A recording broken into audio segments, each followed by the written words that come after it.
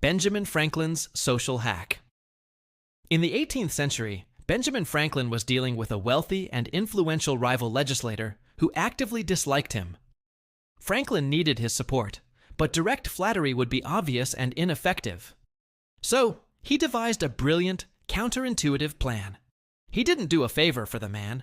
He asked the man to do a favor for him. Knowing his rival owned a very rare and curious book, Franklin sent him a respectful letter, asking if he could borrow the book for a few days. The rival, flattered by the request that acknowledged his refined taste, immediately sent it over.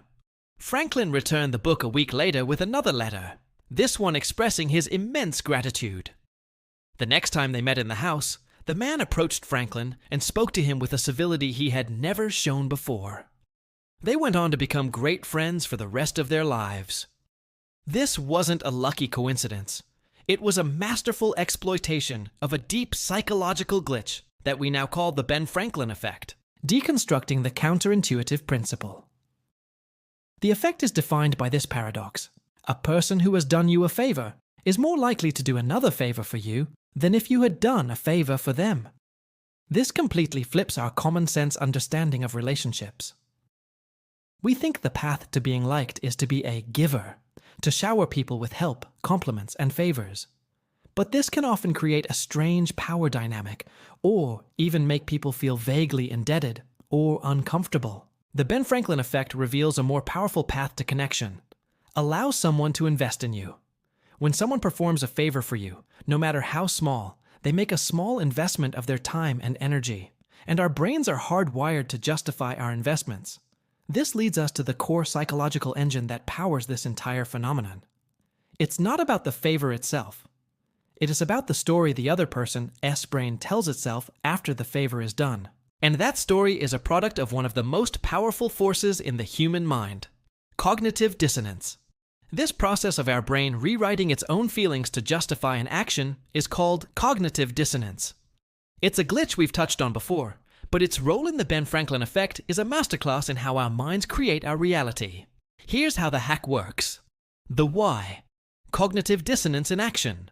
Cognitive dissonance is the profound mental discomfort we feel when we hold two or more contradictory beliefs, or when our actions conflict with our beliefs.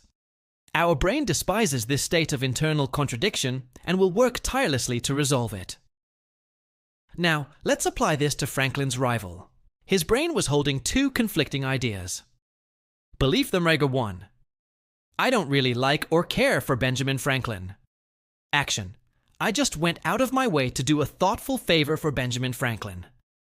This creates a state of dissonance. The two ideas don't match.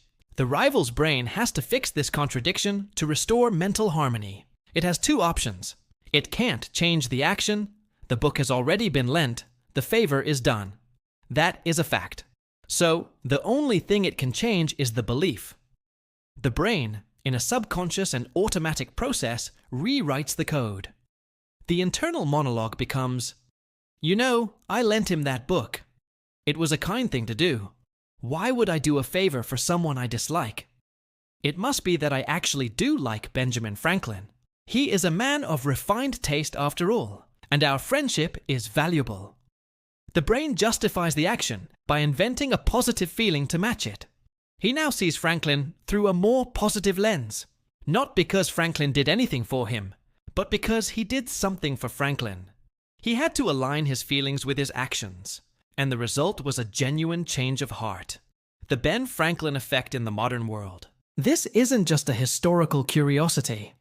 It's a practical tool you can use to build rapport and strengthen connections in your own life. In the workplace. Imagine you have a colleague who is distant or difficult to connect with.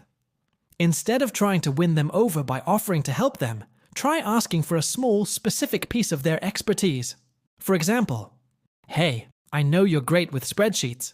Could you take a quick 30-second look at this formula for me? I can't figure out what I'm doing wrong. This is a brilliant move. It's a small ask, so it's not a burden. It acknowledges their competence, which is a subtle form of flattery. And most importantly, it forces their brain to perform that dissonance-reducing trick. I just helped this person. They must be a reasonable colleague worth working with. In sales and negotiation, a savvy salesperson doesn't just push a product. They might ask a potential client for a small favor. Could I get your expert opinion on this new feature we're developing? Or, could you recommend a good place for lunch around here? This shifts the dynamic from adversarial to collaborative. The client makes a small investment in the salesperson, making them more likely to view them favorably and continue the relationship. In your social life, it's a low-stakes way to initiate a connection. Asking someone to watch your laptop for a minute while you grab coffee, or asking for a small piece of advice, creates a micro-interaction. By agreeing to the small favor, they have subconsciously labeled you as a safe, reasonable person worth helping. It opens the door for further conversation. So this effect is a powerful tool. But it's also like a delicate instrument. If you use it incorrectly, it can seriously backfire and make you seem manipulative. As promised, here are the 3 simple rules you must follow to use it effectively and ethically. The 3 rules for using the effect. To make this work, you can't just go around demanding things from people. You have to follow the rules of the code. Rule number 1. Make it a small ask. This is the most important rule. The favor must be small, easy to grant, and not a significant burden on the other person's time or resources. Asking to borrow a book is a small ask. Asking someone to help you move apartments is a huge ask. A large favor doesn't create liking, it creates resentment and a feeling of being used. The goal is a micro-investment, not a major withdrawal. Rule number 2. Make it genuine and respectful. People have a finely tuned radar for manipulation. The favor should be authentic. Ask for an opinion on something you genuinely value their thoughts on. Ask for help with something you are actually struggling with. The request should also be respectful of their position. Acknowledging their expertise, I know you're the expert on this, makes the request a form of sincere flattery, not a demand. Rule number 3. Show genuine gratitude. When Franklin returned the book, he did so with a note expressing his deep appreciation. This is the crucial final step that closes the positive psychological loop. Your warm, sincere thank you validates their decision to help you. It confirms for their brain that their investment was a good one, solidifying their positive feeling towards you. Without genuine gratitude, the interaction feels transactional, and the effect is lost. The code of reciprocal investment. The Ben Franklin effect deconstructs a fundamental misunderstanding about human connection. We often think relationships are built on a ledger of favors given and received, but the true code is much deeper. It's about mutual investment. By allowing someone to invest in you, even in a very small way, you give them a reason to justify their positive perception of you. You are not taking from them. You are giving them an opportunity to affirm their own identity as a kind, helpful, and competent person.